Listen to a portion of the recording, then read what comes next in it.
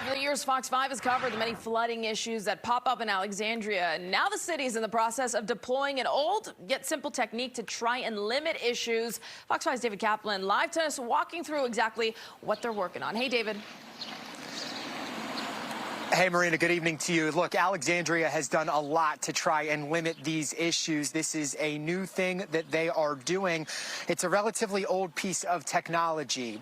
Alexandria is trying to limit the amount of water that is going into the sewage and sanitation system.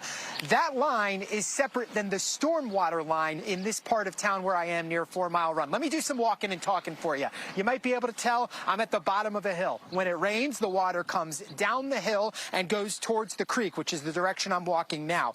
This manhole is a sanitation sewer line. There are a couple of holes in the manhole top, so when water passes over it, it goes through there. In this particular area, there's another manhole cover here for the sewage line. When water goes in there, if there's too much water, that's when we see sewage backups into homes. The goal is to get as much water as possible into this, the stormwater line. Take a look at your screen right now. This is what they are installing over the sewage lines here on 870 manhole covers like the one I just showed you. The goal is to slow the amount of water making it into the sewage line, so again, it doesn't back up into people's homes, and they want to make sure that stormwater ends in natural creeks and streams like 4 Mile Run near where we're standing right now. This whole project, these 870 pieces of metal, installing them costs about $750,000. I spoke to a neighbor who had sewage in the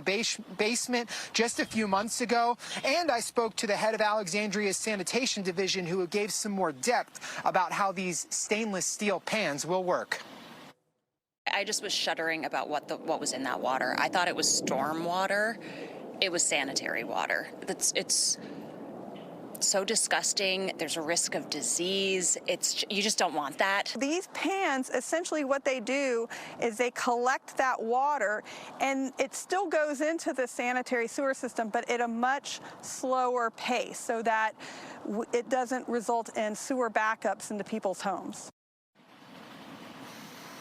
The first person you just heard from, the neighbor, she said she's been happy with Alexandria's responsiveness to all the floodwater issues that she has dealt with. However, I did speak off camera with another neighbor who's been frustrated by the lack of what he believes is urgency to address this issue. The city says they're taking plenty of other steps as it relates to this sewage-related issue, including shoring up some of the sewage lines that are in Alexandria as well.